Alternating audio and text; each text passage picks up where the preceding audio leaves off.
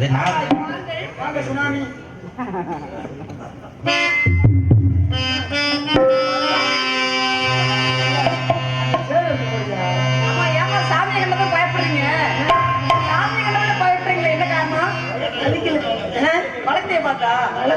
எங்க ஜெயமானவனோட வளர்த்தியா இருக்கிறாரு. வர வேண்டும் சுவாமி வர வேண்டும், அது கூர்ந்து ஆசி தர வேண்டும்.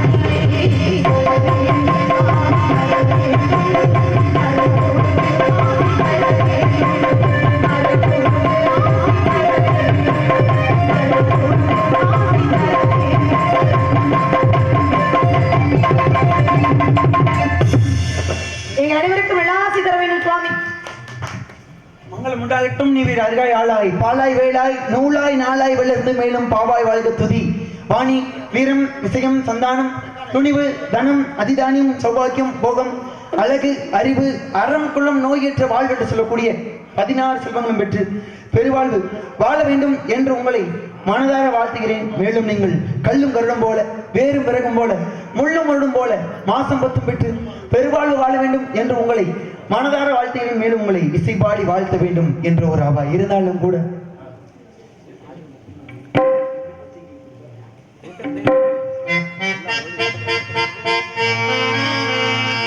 இந்த பச்சை கிளிக்கு ஒரு செவ்வந்தி பூவே தொட்டிலை கட்டி வைத்தே ஆதி பட்டு தோணியுடன் சிறையினை வெள்ளை வைத்தே இந்த பச்சை கிளி ஒரு செவ்வந்தி பூவே தொட்டிலை கட்டி வைத்தே ஆதி பட்டு தோணியுடன் சிறையினை வெள்ளை வைத்தே நாடாரோ என்று காடாட்டு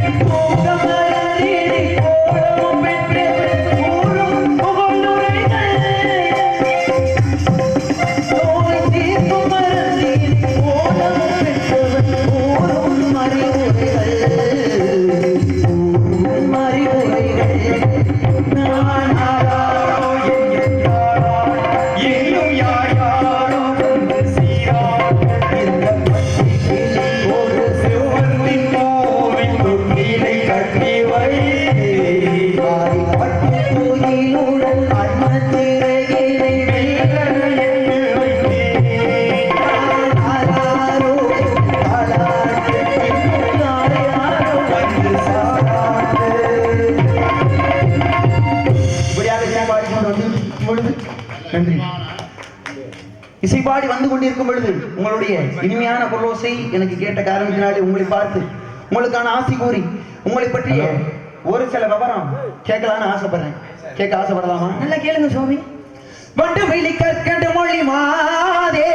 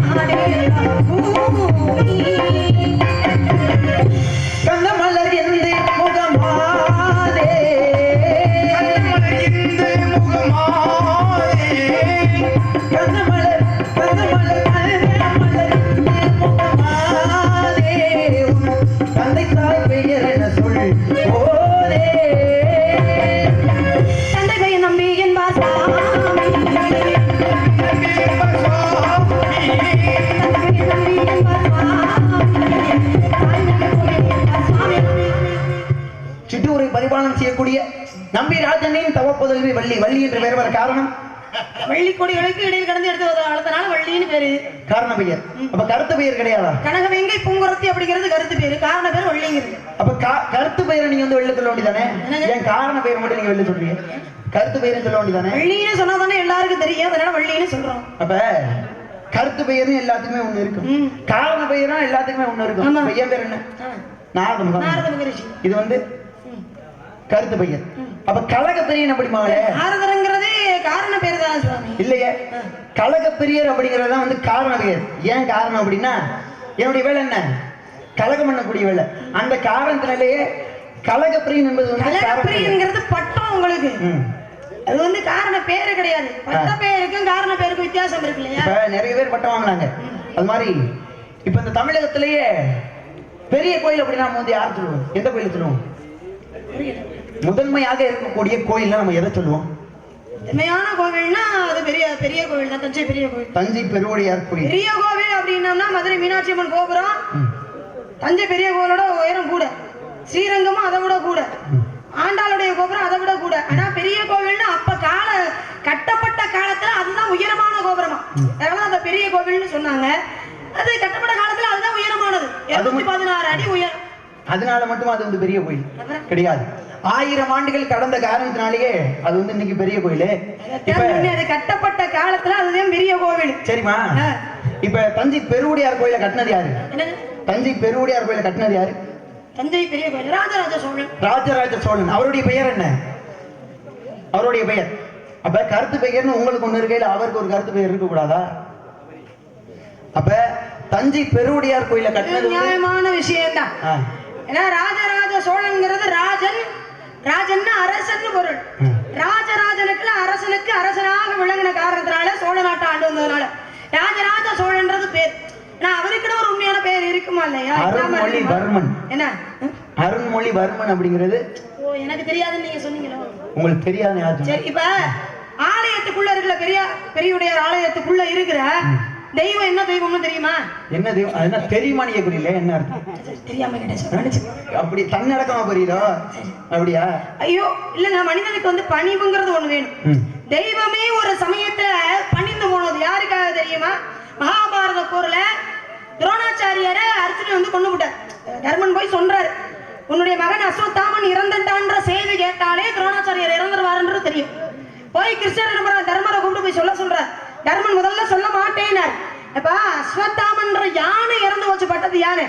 அதை போய் துரோணாச்சாரிட்ட சொல்லுடான்னு சொல்ல இவர் போய் சொன்னாரா இல்லையா, அஸ்வத்தாமன் இறந்து விட்டான், அது ஒரு பட்டத்து யானைன்னு சொல்லும் சமயத்தை தன் கையில் இருந்த சங்கை எடுத்து ஊத அந்த சட்டத்துல அது ஒரு யானைங்கிற வார்த்தை மறைய துரோணாச்சாரியர் என்ன நினைச்சிட்டாரு, நம்ம மையம் தான் இறந்துட்டான் போல இருக்கு அப்படின்னு நினைச்சிட்டார் இல்லையா. ஏன் மகன் இறந்துட்டா அவருக்கு இறப்பு அப்படின்னா 7 சிரஞ்சீவிகள்ல ஒருத்தே அஸ்வத்தாமன், அவனுக்கு இறப்புங்கிறதே கிடையவே கிடையாது. அப்ப அவன் இறந்துட்டான்னா அது எவ்வளவு பெரிய அதிர்ச்சியான விஷயம். அப்ப என்ன பண்ண இறந்துட்டாரு. அப்ப அஸ்வத்தாமன் என்ன பண்ணாரா, தன் தந்தையை கொன்ற பாண்டவர்களை நான் கொல்லாம விட மாட்டேன்னு என்ன பண்ணாரு, நாராயண அஸ்திரத்தை எய்து விட்டார். நாராயண அஸ்திரம் பாண்டவர்கள் நோக்கி வந்துகிட்டு இருக்கு. அப்பதான் கிருஷ்ணர் பார்த்து கேட்டா, பஞ்ச பாண்டவர்களேப்பா கிருஷ்ணா எதிரில் வர்றது நாராயண அஸ்திரம், இது வந்துச்சுன்னா நம்ம எல்லாரையும் அழிச்சிருமே, இப்ப என்ன பண்றது அப்படின்னு கிருஷ்ணர் கேட்கிறார்.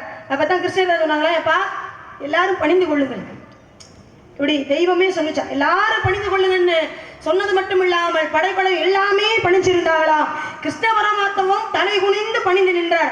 அஸ்திரம் வந்துச்சு பார்த்துச்சு, நமக்கு எதிரில் யாருமே இல்லை அப்படின்னு திரும்பி அஸ்வத்தாமனுடைய கைகளுக்கே போனுச்சான். அப்ப பணிவுங்கிறது எல்லா இடத்துலயும் இருக்கணும், எந்த இடத்துல பணியணுமோ அந்த இடத்துல பணியணும், அதுதான் எல்லா இடத்துலயும் பணிச்சிருன்னு நினைக்காதீங்க. இங்க பணிவில்லா பணிய மாட்டீங்களா, இங்க என்கிட்ட பணிவில்லா பணிய மாட்டீங்களா, அதைத்தான் நான் என்ன சொல்றேன், எல்லா இடத்துலயும் பணியணுங்கிற அவசியம் கிடையாது. எந்த இடத்துல பணிச்சு போகணுமோ அந்த இடத்துல பணிச்சு போகணும். எந்த இடத்துல கொஞ்சம் துணிஞ்சு செயல்படணுமோ அந்த இடத்துல கொஞ்சம் துணிஞ்சு செயல்படணும். அப்படியா, நேரத்தை கருதி துணிஞ்சு செயல்படணும் அப்படிங்கிறீங்க அதானே. இப்ப மகாபாரத பத்தி நீங்க பேசுறீங்களே, அப்ப நீங்க படிச்சிருக்கீங்க, ஏதோ உங்க அளவுக்கு இல்ல, ஓரளவுக்கு. அது என்ன உங்க அளவுக்குன்னா என்ன, இல்ல நீங்க வந்து நாரத மகர்ஷிங்க, 14 உலகங்கள் செல்லக்கூடியவர், எல்லா விஷயத்திலயும் நீங்க இருக்கிறவர், நாங்க வந்து படிச்சுதான் தெரிஞ்சுக்கணும். அதனால நீங்க பக்கத்துல இருந்து பார்த்தவருக்கு ஈடாகுமா நாங்க படிச்சு தெரிஞ்சுக்கிட்டோம். அதே மகாபாரதத்துல கௌரவர்கள் வந்து இறந்தாங்கல்ல, 100 பேர் மகாபாரத பொருளை இறந்துட்டாங்க. இறந்தாங்களா கொல்லப்பட்டனாரா? இறந்துட்டாங்க என்ன கொல்லப்பட்டாங்க என்ன கொல்லப்பட்டாங்களா எப்படி? கொன்னா என்ன அவங்க இறந்துதானே போவாங்க. சரி, இறந்தாங்க அப்படிங்கிறீல, எப்படி இறந்தாங்க, எந்த காரணத்தால இறந்தாங்க? அதான் சொத்து பிரச்சனைங்க, பாண்டவர்களுக்கு கௌரவர்களுக்கும் சொத்து கொடுக்கலையே அப்படிங்கிற பிரச்சனையில மகாபாரத போர் தொடங்கியது. அந்த போரின் காரணமாக கௌரவர்கள் 100 பேர் இறந்து போயிட்டாங்க. இப்படி சுருக்கமா சொல்லி முடிக்கலாமா என்ன? இப்படி சுருக்கமா கேட்டீங்க, நான் சுருக்கமா சொல்றேன். ஏங்க நான் சுருக்கமா கேட்டா நீங்க வந்து விரிவா பதில கொடுக்கணும். என்ன மொட்டையா சொன்னா அப்படி, அதுக்கு விரிவாக்க இல்லையா? என்ன காரணத்தினால கொல்லப்பட்டாங்க? ஆதி பருவத்தில இருந்து வர சொல்றீங்களா? விசித்திர வீரியன் சித்திராங்க, அவனுக்கு கல்யாணம் பண்ணி வைக்கிறான்னு பீஷ்மர் நினைச்சாரு. பீஷ்மர் என்ன பண்றாரு, போய் அம்பா, அம்பிகா, அம்பாலிகா அப்படிங்கிற 3 பெண்களை போய் தூக்கிட்டு வந்தாரு. அம்பாங்கிற பெண்ணு சாலப நாட்டை ஆளக்கூடிய மன்னனை திருமணம் பண்ணிக்கிறேன்னு சொன்னா பாதியில இறக்கி விட்டுட்டாரு. இது ரொம்ப பெரிய கதை சுவாமி. ஆரம்பத்திலே தொடங்கினோம்னா நான் ஒரு ஆளே பேசி கதையை முடிக்கிற மாதிரி இருக்கும். அதனாலதான் சுருக்கமா சொன்னேன். இல்ல சுருக்கமாலாம் இங்க போக கூடாது, இப்பேற்பட்ட இடம் இது கிடையாது, கொஞ்சம் விரிவாக்க வேணுமே. சுருக்கமா சொன்னா எல்லாத்துக்கும் புரிய முடியல சொல்லணும். எப்ப ஒரு ஸ்டூலாவது கொண்டாந்து போடுங்க, என்னால அண்ணாந்து பேச முடியல, கழுத்த வலிக்குது. வளர்ச்சி பத்தி பேசுறீங்க அப்படியா? நீங்களும் வளர வேண்டியதானே.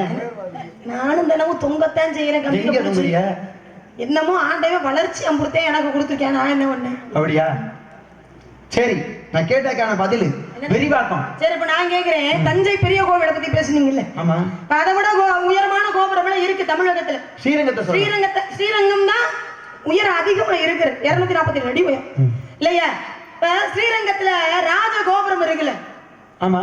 ராஜகோபுரம் மட்டும் எந்த நிறத்தாலும் இருக்காது, ஒரே வெண்மை நிறமா தான் இருக்கும். பாத்துருக்கீங்களா? ஸ்ரீரங்கம் போயிருக்கீங்களா? பாத்துருக்கீங்களா? வெறும் வெண்மை நிறமா தான் இருக்கு. இப்ப ஒரு கோபுரம்னு ஒண்ணு இருந்தா அதுல வர்ணங்கள்லாம் தீட்டி இருப்பாங்கல்ல இல்லையா? ராஜகோபுரத்துல வர்ணங்கள்லாம் தீட்டி இருப்பாங்க. ஆனா ஸ்ரீரங்கத்துல இருக்கக்கூடிய அந்த ராஜகோபுரம் மட்டும் ஏங்க வெண்மை நிறத்துல இருக்கு? அத உங்ககிட்ட கேட்கலாம், அவர்கிட்ட கேட்கலாம். என்கிட்ட கேக்குறீங்களோ? ஏமா இந்த இடத்துல விவரம் கேட்கறேன்னு சொன்னது யாரு? விவரம் கேட்கறேன்னு சொன்னது யாரு? நீங்க தான் சொன்னீங்க. அப்ப நான் விவரம் கேட்கறேன்னு, அப்ப இந்த இடத்துல விவரம் கேட்கறது நான் சொல்றது யாரு? நீங்க விவரம் கேட்டா நான் சொல்லணும், நீங்க தானே சொல்லணும். அப்ப நான் கேட்கறேன், நீங்க பதில சொல்ல. அப்படி போனா கதையோட போகும். நீங்க கேள்வி கேட்கணும். எனக்கு கேட்க மட்டும் தான் தெரியும், திருப்பி பதில் கேள்வி கேட்டா சொல்ல தெரியாது அப்படின்னு வேணா சொல்லுங்க, நீங்க கேளுங்க, நானே எல்லாத்துக்கும் பதில சொல்லுங்க. இருங்க வாங்க, பதில் தெரியாதுன்னு உங்களுக்கு தெரியுமா? அப்படி சொல்லக்கூடாது, இப்படி கூட சொல்லுங்க, நியாயமான விஷயம். நான் தான் முதல்ல கேட்டேன், நீ சொல்லுமா, அதுக்கப்புறம் நான் சொல்றேன்னு கூட சொல்லலாம், அது நியாயமான விஷயம். அதை விட்டு நான் தான் கேட்கறேன், நீ கேட்க கூடாது அப்படின்னா அது என்ன? ஏப்ப உங்களுக்கு கேட்க மட்டும் தெரியுமா, திருப்பி கேட்ட பதில் சொல்ல தெரியாதா? இல்ல நீங்க நாரதர் மட்டும் தான் கேட்கணும், வள்ளி இது மட்டும் தான் பதில் சொல்லணும் அப்படின்னு ஏதாவது ஊருக்குள்ள சட்டம் போட்டு வச்சிருக்கீங்களா? அப்படிலாம் கிடையாதுல. இது தர்க்க சபை, வாதி பிரதிவாதி. நீங்க கேட்ட நான் சொல்லணும், நான் கேட்ட நீங்க பதில் சொல்லணும். அப்படியா? சரி.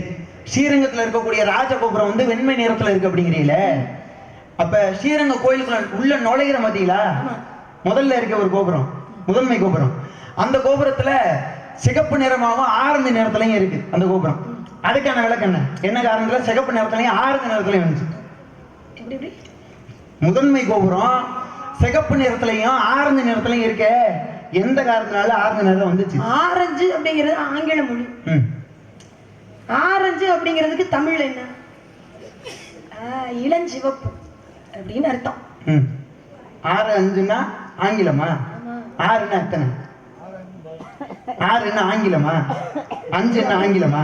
அப்படி கேட்கல, கேள்வி அப்படி கேட்கல, கேள்வி அப்படியே கேட்டீங்க. அப்படியா? நிறம்னு சொல்லி தானே கேட்டீங்க.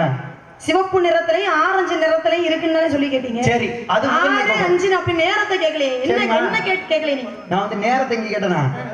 ஏமா அந்த நிறத்தை பத்தி நான் கேட்கிறேமா, நேரத்தை பத்தி நான் கேட்கல. சரி, முதன்மை கோபுரம் அப்ப கிழக்கு திசையில இருக்கு அந்த ராஜகோபுரம். ஏன் வெண்மை நிறத்துல இருக்கு அப்படின்னா, அந்த கோயில படையெடுத்து வர்றாங்க. எதுக்காக படையெடுத்து வர்றாங்க? அங்க இருக்கக்கூடிய ரெங்கநாதர் சிலைய கடத்துறதுக்காக படையெடுத்து வர்றாங்க. யார் படையெடுத்து வந்தது? அப்படி படையெடுத்து வரும் பொழுது வெள்ளாயி அப்படின்ற ஒரு பெண்ணு, வெள்ளாயினா யாரு? கோயில்கள்ல நடனம் ஆடக்கூடிய ஒரு தேவதாசி அப்படிமாங்க. அந்த பெண்ணாகப்பட்டவள் அந்த சிலையை கடத்த விடாம அந்த கோயிலை பாதுகாத்த காரணத்தினால அந்த நிறம் வந்து ராஜகோபுரத்தினுடைய நிறம் வெண்மை நிறத்துல இருக்கு.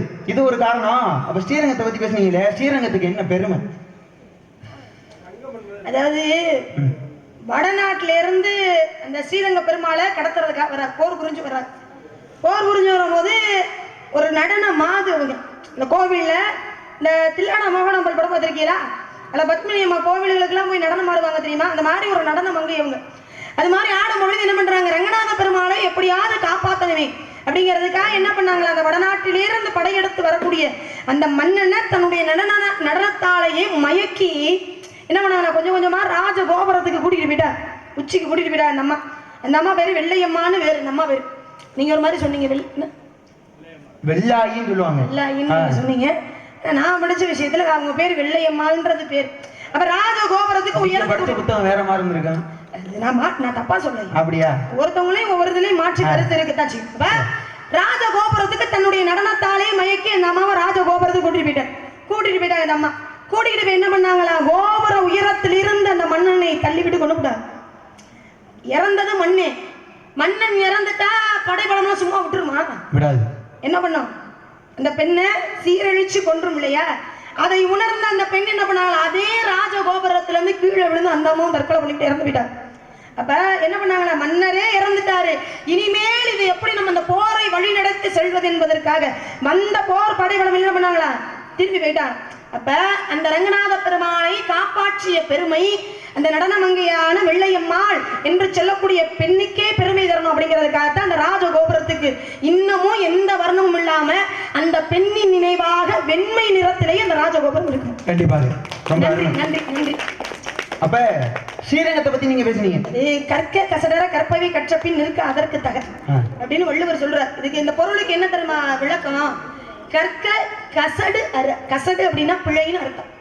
கற்க கசடு அற அப்படின்னா படிக்கக்கூடிய விஷயத்த பிழை இல்லாமல் படிக்கணும், பிழை இல்லாமல் படிச்ச விஷயத்த பிழை இல்லாமல் பேசணுமா, அதுதான் தகுமா. அதனாலதான் தக அப்படின்னு தக்க வச்சுக்கங்க அப்படிங்கிறது வள்ளுவர் என்ன சொன்னார். தகங்கிறதுக்கு தமிழ் இலக்கணத்துல பொருளே கிடையாது இல்லையா? தமிழ் இலக்கணம் நம்மளாம் படிச்சிருக்கோம். தமிழ் இலக்கணத்துல தக அப்படிங்கிற வார்த்தைக்கு பொருளே கிடையாது. பல பல சலசல, இது வந்து இரட்டை கிளவின்னு சொல்லுவாங்க. தமிழ் இலக்கணத்துல இரட்டை கிளவி அப்படின்பாங்க.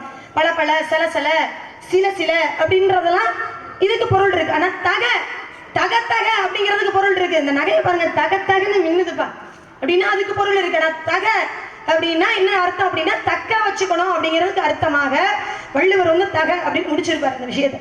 அதனால படிக்கக்கூடிய விஷயங்களை நல்லா தெளிவா தெரிஞ்ச விஷயங்களை மேடையில பேசணும் இல்லையா? இப்ப நான் கேட்கிறேன், இருங்க அதே ரங்கத்தை ஸ்ரீரங்கத்தை பத்தி பேசணும்ல, அதுலயே ஒரு இஸ்லாமிய பெண்ணுக்கு ஒரு கோவில் இருக்கு தெரியுமா? ஸ்ரீரங்கத்துல தெரியும், போயிருக்கீங்களா கோவிலுக்கு? இருக்காப்பு இந்த என் சிங்கம் ஒரு ஆளு போதும். இருக்குல்ல, அப்ப பாத்திருக்கீல்ல? அது யாருக்கு அந்த கோவில்? ஒரு இஸ்லாமிய பெண்ணுக்கு எப்படி ஒரு இந்து மதத்துக்குள்ள ஒரு ஸ்தலத்தை கொடுத்துருக்காங்கன்னா எப்படி கொடுப்பாங்க? அந்த பெண்ணுக்கு ஏன் அப்படி ஒரு இடத்தை கொடுக்கணும்? ஏங்க, ஸ்ரீரங்கத்துல இருக்கக்கூடிய தெய்வம் யாரு? ரங்கநாதர். அவர் என்ன மதம்? வைணவ மதம். மதம் சமயம். சமயம் வைணவ சமயம். மதம்ங்கிறது வேற. நடைமுறையில் என்ன சொல்லுவாங்க மக்கள்? மதம் அப்படின்னு சொல்லுவாங்க. அப்ப மதம்ங்கிறது தவறான வார்த்தை. அந்த சமயத்துல இருக்காங்க. அப்ப அந்த கோயில போய் இஸ்லாமிய பெண்ணுடைய கோயில போய் அங்க கட்ட முடியுமா? இது என்ன கேள்வி? நான் கேக்குறேன், இது என்ன கேள்வி? சிங்கமுனரைக்கு அருகாமையில பிரான்மலை போயிருக்கீங்களா? பிரான்மலை போயிருக்கீங்களானே? அங்க இருக்கு தெரியுமா பாபர் மசூதின்னு சொல்லி ஒண்ணு. அங்க இருக்கக்கூடியது சிவனுடைய ஆலயம். சிவனுடைய ஆலயம் சைவ சமயத்தை சார்ந்தது. அங்க எப்படி ஒரு இஸ்லாமியருடைய ஒரு பாபர் மசூதி அப்படின்னு ஒண்ணு இருக்கா இல்லையா? அது மாதிரி இங்க ஸ்ரீரங்கத்துல வைணவ சமயம், அந்த சமயத்துக்குள்ள எப்படி ஒரு இஸ்லாமிய பெண்ணுக்கு இருக்கணும் தெரிஞ்சா சொல்லுங்க, தரேன்னா விடுங்க. அதை பத்தி நான் அழுத்த விஷயத்தை அழுத்த சரிங்களா? நான் அழுத்து கேட்க மாட்டேன் யார்கிட்டயுமே, அது எனக்கு பிடிக்காது. ஏன்னா நான் இந்த மேடம் வந்து இன்னைக்கு நேரத்துல இல்லை, நான் 5 வயசுல இருந்து அரிதாரம் பூசி நடிக்கிறவன். 5 வயசுலயே புலந்தரம் லோகிதாசே அப்படிலாம் போட்டு வந்தவன் நானு. அதனால நான் இந்த மாதிரி வேஷம் போட்டு நிற்கும் போதும் எத்தனையோ பேர் என்னையில அழுக விட்டுருக்காங்க. மேடையில் அழுதுகிட்டுலாம் உள்ள போயிருக்கேன். சின்ன பிள்ளை வளர்ந்து வரப்பல வளர்த்து விடலாமே அப்படிலாம் நினைக்க மாட்டாங்க. கேள்வி கேட்டு அப்படியெல்லாம் அடிபட்டு வந்ததுனாலதான் ஒவ்வொரு விஷயங்களும் அடுத்தடுத்து கேட்கும் போது இந்த கேள்விக்கு பதில் சொல்லி ஆகணும் அப்படிங்கிற ஒரு வைராக்கியத்தோட படிச்சு அப்படியே கொஞ்சம் கொஞ்சமா வந்தவதான் நான். அதனால மேடல யாரையுமே அசிங்கப்படுத்தணும், கேள்வி கேட்டு நிப்பாட்டணும் அப்படிங்கிற எண்ணத்தோட நான் என்னைக்குமே பேச மாட்டேன். தெரிஞ்சா பேச விடுவேன், அவங்களுக்கு தெரியல அப்படின்னு எனக்கு தெரிஞ்சா அவங்கள பேச விட மாட்டேன், நானே பேசிட்டு முடிச்சிருக்கிறேன். அதெல்லாம் சரி. அப்பேற்பட்ட ஆளுகள் எந்த மாதிரி தெரியுமா? என்ன சிங்கம் இப்பதான் ஏன் பக்கம் பேசுனீங்க? அங்கிட்டு மாதிரி என்ன கட்சி தாவுது? என்ன மீசைய நறுக்கி விடுவேன். நாராயண மீசையை பிடிச்சி நறுக்கி விடுவீங்க. ஆமா, இப்ப நீங்க சொன்னீங்க பத்தியா சிங்கம் என் பக்கம் தான் இருக்கணும். நீங்க அப்படியெல்லாம் ஒத்துக்க முடியாது. 2 பக்கமா உப்புக்கு சப்பானி மாதிரியா? அப்ப ஒரு பொதுவா இருந்துக்கிறேங்கிறாரு. சரிம்மா, அந்த வைணவ கோயில்ல இஸ்லாமிய பெண்ணுக்கு ஒரு கோயில் ஒண்ணு இருக்கு அப்படின்னீங்களே, ஒரு சந்நிதி. அந்த இஸ்லாமிய பெண்ணாகப்பட்டவள் யாரு அப்படின்னா, அந்த பெண்ணுடைய பெயர் வந்து சுரதானி. சுரதானி என்ற பெண் வந்து என்ன மதம்? இஸ்லாமிய மதத்தில் இருக்கக்கூடிய ஒரு பெண்ணு. யாருடைய மகள் அப்படின்னா திப்பு சுல்தானுடைய மகள். திப்பு சுல்தான் யாரு அப்படின்னா, மைசூர் என்ற ஒரு ஊரை வந்து ஆட்சி செஞ்சாரு. எப்ப? 1887 ஆட்சி செஞ்சாரு. 1890ஆம் ஆண்டு வந்து அவர் வந்து இறந்துட்டார். போர்ல வந்து கொண்டுட்டாங்க. அப்ப திப்பு சுல்தான் வந்து என்ன மதம்? இஸ்லாமிய மதத்தில் இருக்கக்கூடியவர். அவருக்கு அன்பு மகளாக பிறந்தவள் தான் சுரதானி. அப்ப திப்பு சுல்தான் ஆக்கப்பட்டவர் அவர் என்ன பண்றாரு அப்படின்னா, தென்னிந்தியாவை நோக்கி படையெடுத்து வரும் பொழுது ஸ்ரீரங்கத்தையும் படையெடுக்கிறார். அப்படி படையெடுக்கும் பொழுது என்ன பண்றாரு அப்படின்னா, ஸ்ரீரங்கத்தில் இருக்கக்கூடிய யாரு? ரங்கநாத பெருமாள். அவருடைய சிலைய மாலிகபூர் அப்படின்ற ஊர்ல இருக்கக்கூடிய பிரபலமான திருடர்களை ஸ்ரீரங்கத்துக்கு ஏவி அங்க இருக்கக்கூடிய சிலையை திருடிட்டு போய் என்ன பண்றாரு அப்படின்னா, டெல்லியில கொண்டு போய் வைக்கிறாரு. டெல்லியில இருக்கக்கூடிய தனது மகள் சுரதானி கையில கொண்டு போய் கொடுக்குறாரு. அப்ப சிலை வந்து சுரதானி கையில போயிருச்சுல்ல, ரெங்கனுடைய முகம் வந்து அவ்வளவு பிரகாசமா அவ்வளவு அழகாக இருக்குமா. அந்த நேரத்தினால சுரதானி என்ன பண்றா, முதல்ல பக்தியோட வணங்கிக்கிட்டு இருக்கா. தினம் கண் விழித்து பார்த்த காரணத்தினாலேயே அந்த பக்தி என்ன பண்ணுது, காலப்போக்கில் காதலா மாறுது. காதலா மாறும் சுரதானி என்ன பண்றா, ரெங்கனையே மணந்துக்கிறேன் அப்படின்ற நோக்கத்தில் இருக்கும் பொழுது இப்ப சிலை வந்து அங்கே போயிருச்சுலமா, சிலை வந்து சுரதானி கையில போயிருச்சு. அப்ப ஸ்ரீரங்கத்துல சிலை இல்லை. அங்க இருக்கக்கூடிய ஊர் மக்கள்லாம் என்ன பண்றாங்க, ரெங்கநாதர் கோயிலுக்குள்ள போய் ரெங்கனை வழிபடணும் அப்படின்ற காரணத்துக்காக சாமி கும்பிடுறதுக்கு உள்ள போறாங்க. அங்க சிலையை காணும். அப்ப சிலை எங்க போயிருக்கோம் அப்படின்னு பார்க்கும்பொழுது அவங்களுக்கு விஷயம் தெரிய வருது, இவன் தான் ஏன் திருடிட்டு போயிருக்கேன் அப்படின்னு சொல்லி டெல்லிக்கு படையெடுத்து போறாங்க. எங்க? திப்பு சுல்தான் இருக்க இடத்துக்கு டெல்லிக்கு படையெடுத்து போறாங்க. யார் யார் படையெடுத்து போனாங்க அப்படின்னா, பிரபலமான இன்னிசை கச்சேரி பாடகர்கள்லாம் இங்க வந்து அழைச்சிட்டு போறாங்க. இப்ப அவங்க படையெடுத்து போனாங்கல்ல, ஒரு போர் புரிஞ்சு அந்த சிலையை வந்து மீட்டிட்டு வந்திருக்கலாம். ஒரு சமரசம் பேசி அந்த சிலையை வந்து மீட்டுட்டு வந்திருக்கலாம். எதற்காக? கச்சேரி பாடகர்களை இங்கே அழைச்சிட்டு போனாங்க அப்படின்னா, அந்த கச்சேரி பாடகர்கள் ஒருவருடைய மனதையே மாற்றக்கூடிய அளவிற்கு கச்சேரி நடத்துவாங்க. அப்படி டெல்லிக்கு போய் திப்பு சுல்தான் முன்னாடி ஒரு இன்னிசை கச்சேரி நடத்தி திப்பு சுல்தானுடைய மனதையே மாற்றி அங்கே இருக்கக்கூடிய சிலையை சுரதானிக்கு தெரியாம அந்த சிலையை மீட்டுட்டு வந்து என்ன பண்றாங்க அப்படின்னா, ஸ்ரீரங்கத்தில் வச்சாங்களா? கிடையாது, திருப்பதியில கொண்டு போய் வைக்கிறாங்க. ஏன் ஸ்ரீரங்கத்தில் வைக்கல? ஸ்ரீரங்கத்துல திரும்ப வச்சா திரும்ப வந்து திருட்டு பயல் வந்து திருடிட்டு போயிடுவாங்க இல்ல, அந்த காரணத்தினால திருப்பதியில கொண்டு போய் வைக்கிறாங்க. அப்ப சுரதானி கையிலையும் சிலை இல்லை, மீட்டுட்டாங்கல்ல. சுரதானி ஒரு நாள் என்ன பண்றா, காலையிலே கண் விழித்து குளிச்சு முடிச்சுட்டு ரெங்கனை வணங்கலாம் அப்படின்னு சொல்லிட்டு வெளில வந்து பாக்குறா, சிலையை காணோம்.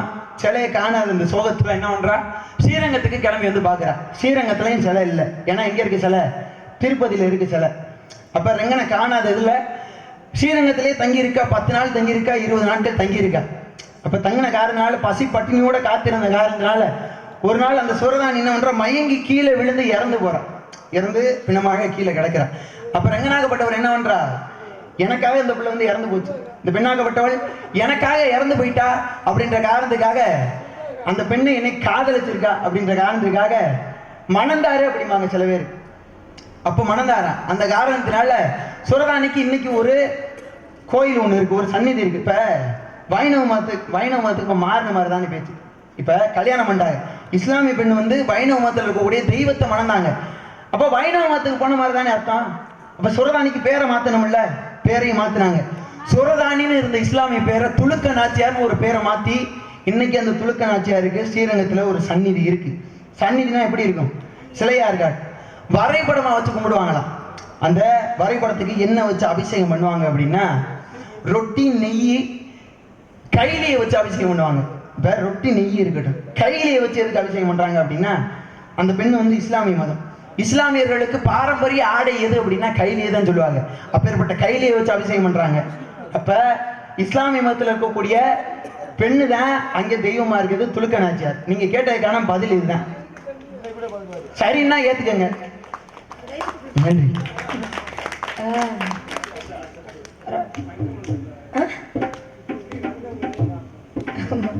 ரொம்ப அருமையா பேசுங்க, நல்லா தெளிவா மக்களுக்கு நல்லா புரிகிற மாதிரி. ரொம்ப பெரிய கதை. அந்த பெரிய கதையை ரொம்ப அழகா சுருக்கி எவ்வளவு சுலபமா மக்களுக்கு புரிய வைக்க முடியுமோ அந்த அளவுக்கு அழகா தலையாட்டாதப்பு எரிச்சலாத்தே வருது. எனக்கு கையை தட்டி விட்டு எனக்கு சாதமா பேசி விட்டு படக்கு நாங்க நம்பிக்கை வச்சிருந்தேன். நம்பிக்கை வச்ச நாரதர் எப்படி சொல்லிடுவாரு அப்படின்னு சொன்னாங்க. உண்மையிலே சொல்றேன், அதாவது ரொம்ப பேருக்கு ரொம்ப வருஷமா இருக்கிறவங்களுக்கு கூட இந்த தொழில் நுணுக்கம் தெரியாது. நம்ம நீங்க குறுகிய காலம் இப்பதான் வந்திருக்கீங்க, இந்த குறுகிய காலத்துக்குள்ள இப்பேற்பட்ட தொழில் நுணுக்கம் அப்படிங்கும் போது அது மிகப்பெரிய பாராட்டுக்குரியதான் இல்லையா? அருமையான விஷயம். என்ன தொழில் நுணுக்கம்னு கேட்க மாட்டீங்களா? தேங்காய் உடைக்க மாட்டாங்க இந்த கோவில்ல. ஏன்னா தெய்வம் வந்து ஸ்ரீரங்க பெருமான் வந்து நிச்சயில இருப்பதாக ஒரு ஐதீகம். சயன கோலத்துல இருப்பாரு. அதனால இங்க தேங்காய் உடைச்சா அந்த சத்தத்துல அவருடைய நிச்சயம் கடைஞ்சிரும், அவருடைய சாபத்துக்கு ஆளாயிருவோம் அப்படிங்கிறதுக்காக இங்க தேங்காய் உடைக்க மாட்டாங்க.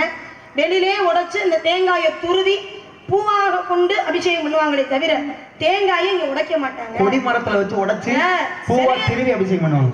சிலைய வந்து திருடிட்டு போனாங்கல்ல அப்படின்னு நீங்க சொன்னீங்க. ஆமா. திருடிட்டு போன சிலை வந்து மூலவரா உற்சவரா?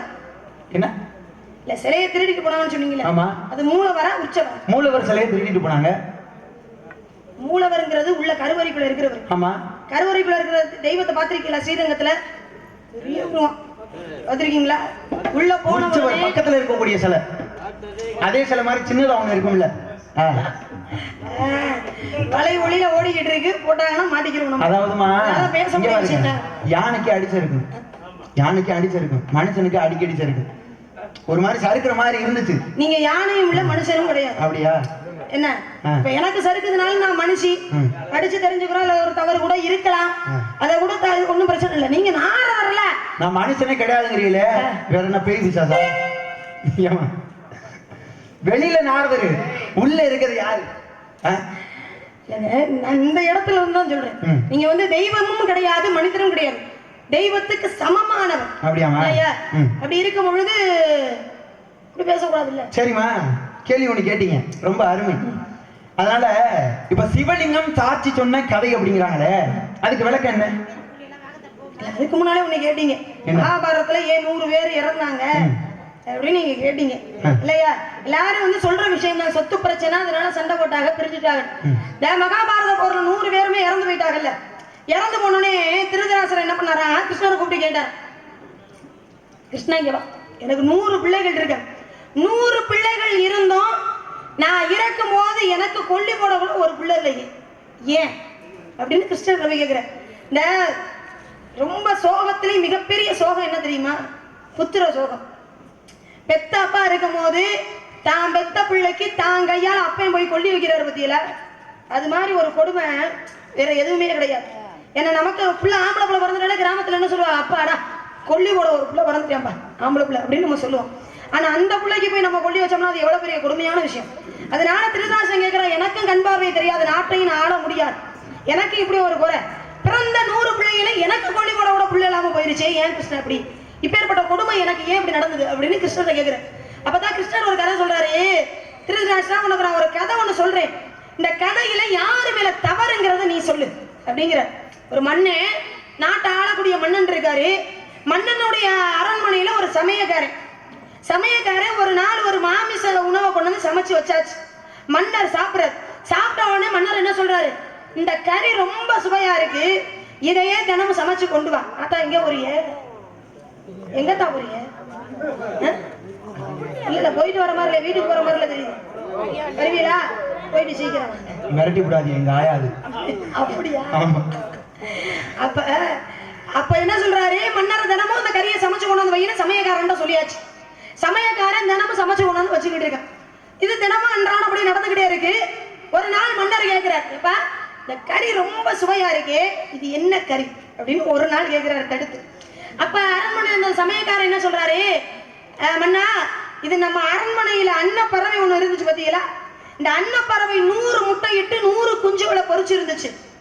அதுல ஒரு குஞ்சதான் முத நாள் உங்களுக்கு சமைச்சு கொண்டு வந்து வச்சேன், நீங்க இதையே சமைச்சு கொண்டு வந்து வையினீங்க, தினமும் நானும் உங்களுக்கு சமைச்சு கொண்டு வந்து வச்சேன், இன்னையோட அந்த 100வது அன்னப்பறவை முடிஞ்சிச்சு அப்படின்னு சொல்றார்.